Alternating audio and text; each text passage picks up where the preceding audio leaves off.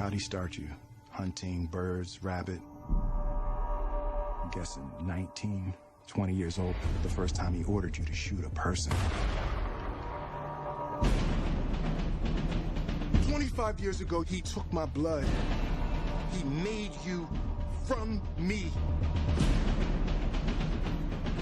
He's been lying to you the whole time. He told you you were an orphan. And of all the people in the world to come after me, why would he send you?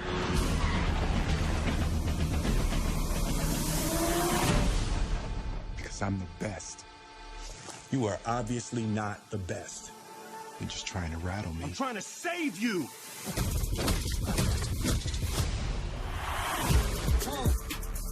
You made a choice to do this to me. The whole point of this thing was to give you all of Henry's gifts without his pain. I don't want to shoot you! Mind if I shoot you? Henry, has this ever happened to you before? Your own government, Trin. Aloha. This is Trinidad, the Island Man, your Island Man. Coming to you live once again from beautiful Hawaii here on the island of Oahu, bringing you, yes you, the best movie reviews on the entire island of Oahu. And yes, this is Trinidad, the Island Man, your Island Man. And over the weekend, this past weekend, I was able to see Will Smith's new movie, Gemini Man. And well, remember our rating scale, shock a thumbs up. It's good to see, I recommend it. Shock a thumbs down. It's bad to see, it's junk. I don't recommend it. And, well, if you've looked at my Instagram over the weekend, you'll know that I was kind of busy. I did some other things too in addition to seeing this movie, which is why this review is a little late. But ultimately, it is a shock a thumbs down. Now, this stars Will Smith, of course, Benedict Wong, Clive Owens, and Mary Elizabeth Winstead. And you know, Will Smith does a fine job. He does Will Smith. You know, and he's usually pretty steady in all his roles, and he's steady in this one. And Benedict Wong, I would have to say, is the standout performance of this entire show, this entire movie. Clive Owens, oh God, what the heck, man? He, you know, he is a wonderful actor. He does great dramatic pieces, but man, you get him playing a villain, and just like in Valerian and the City of a Thousand Planets, he is twirling his mustache during this whole thing, giving a dramatic, well-spoken performance, which just doesn't really mean a darn thing. And just like that movie, Gemini Man, his villain is, you know, barely even one-dimensional. God, just from a technical standpoint, you know, the science, the computer CG used in this to make that de-aging process for Will Smith so that he fights his younger self as the younger clone. Will Smith, who is now 50, 51, and he is in the movie, goes against a younger teen, maybe 20-ish Will Smith. And, you know, those are the best parts of the movie, is either Will Smith with Benedict Wong or Will Smith with Will Smith. You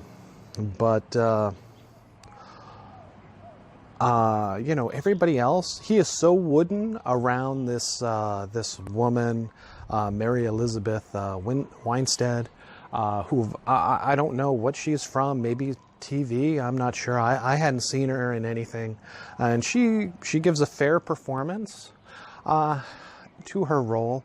However, her entire role and purpose for being in the movie amounts to nothing. There is one, you know, extraneous piece of information that she provides during the movie that anybody else in the movie could have given. Or Will Smith himself could have just figured this out. It had no bearing on the plot why she was in this, other than they just wanted to check off the boxes and say, okay, we have a woman you know, a female in this movie to balance things out. It can't all just be men in this movie. But there was another woman in this movie, you know, a side villain to Clive Owen's character, who, although still stiff and wooden, you know, was made better use of than Mary Elizabeth Winstead. No reason for her to be in the movie at all.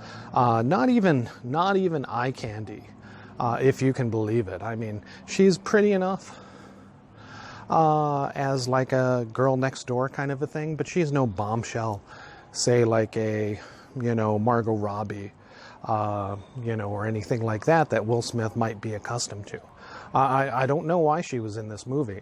And again, her character purpose for being there does nothing except to maybe show that Will Smith's character as a paid government, U.S. government sanctioned assassin is not a completely bad guy because he saves her. But, you know, did we really need that? Did we need to know that he was I'm an assassin, but I'm totally altruistic?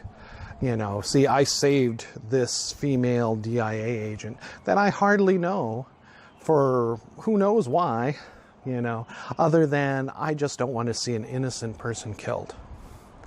And that is one of the problems with the story in this movie. And I believe that's why it only made $20 million, coming in third at the box office, behind Joker as #1, continuing, behind Addams Family, who had made $30 million, coming in at #2. You know, there was so much talk about this de-aging technology and how good the comic was that, you know, I was sure that it was going to be a #1 movie. But walking out of it, I initially wanted to give it a thumbs up for that, for the technical aspects. However, ultimately, again, a thumbs down for this movie based on the overall weakness of the story and, you know, and the cookie cutter villain of Clive Owens. Terrible. Just terrible. And I would say if you really want to see this movie, just wait till streaming. You know, get it on DVD if you really want, you know, to watch the extras and the makings of, you know, how they did it with the face technology and stuff. That will be very, very interesting. But you'll get more mileage served by watching older movies with better stories about similar things, say like Looper, even though, you know, it was a completely different actor playing the younger, or, you know, playing the younger Bruce Willis, or even weaker technology with Jet Li's The One, where he battles his other dimensional self. Still, I think, looking pretty good even today, and definitely with the multiverse and other dimensions, you know, not a clone like in this case with Will Smith's character in Gemini Man, but, you know, the fight scenes, you know, and the story overall for Jet Li's The One is, again, unfortunately, much superior to Gemini Man.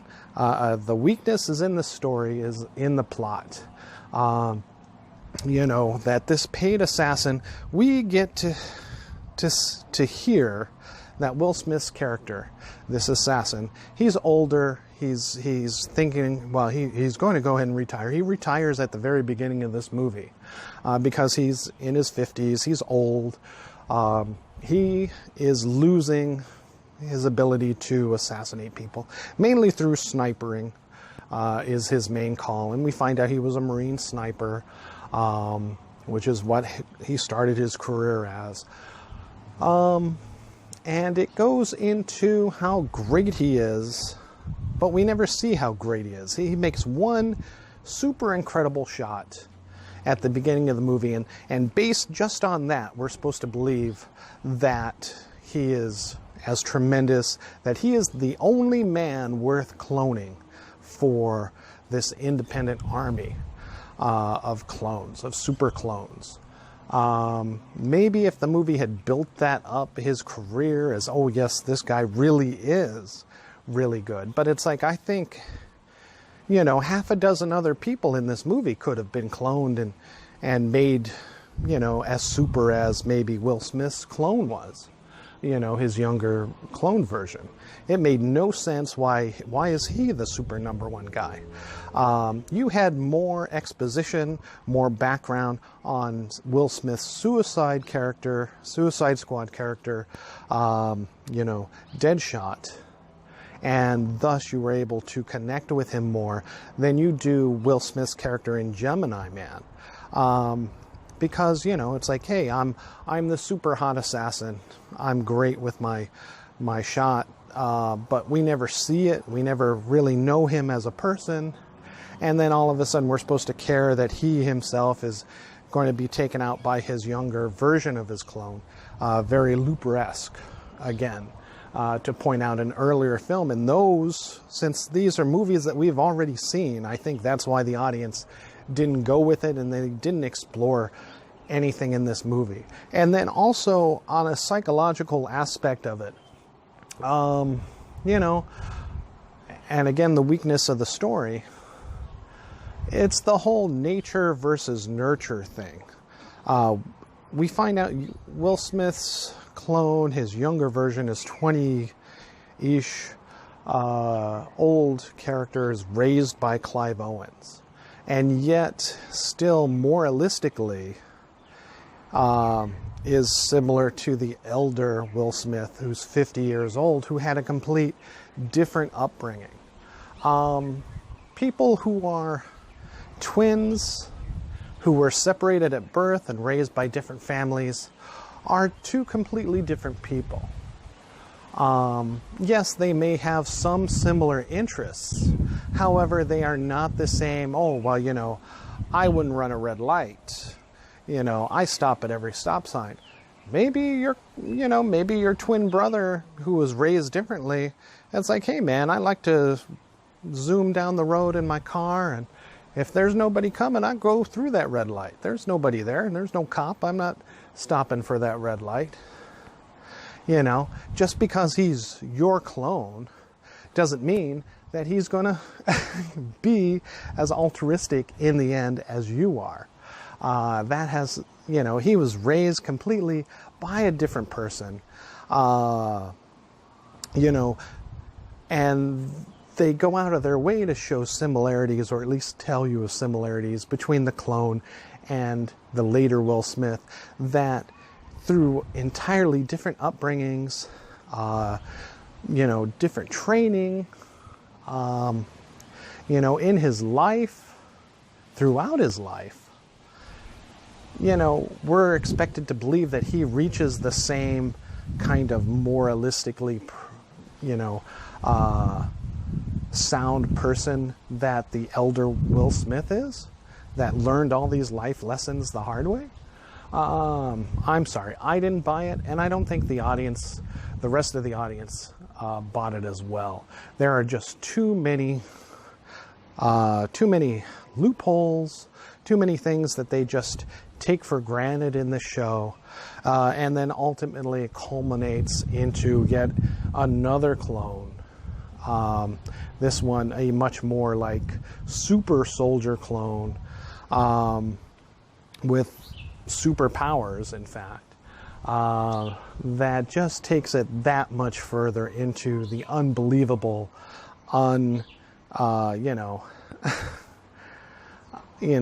unrealistic mode that Gemini Man decides to go down for this path. And again, ultimately that causes a shock of thumbs down for the movie. I'm sorry, you just gotta wait till streaming if you really wanted to see this movie. I say don't waste your time at the theater with it. Again, if you're a big Will Smith fan, see it at matinee or on the Tuesday for $6 at Regal, $7 at Consolidated.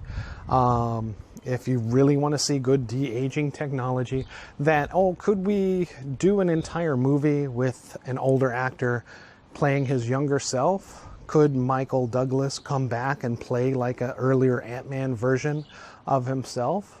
Could we get a younger Tony Stark, back in an Avengers movie for an entire movie? Yes, it's very possible, and this movie proves that it can be done.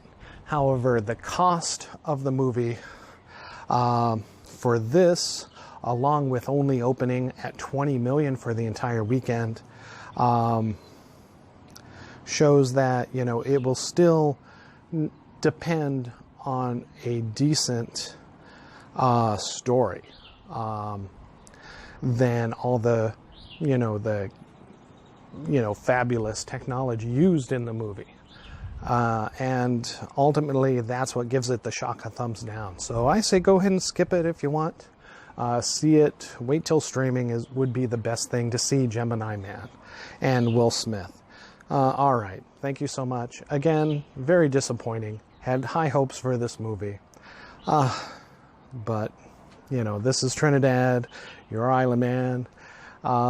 Just having to say, aloha and see it. Wait till it's streaming to catch it. All right. Thank you so much. Bye-bye.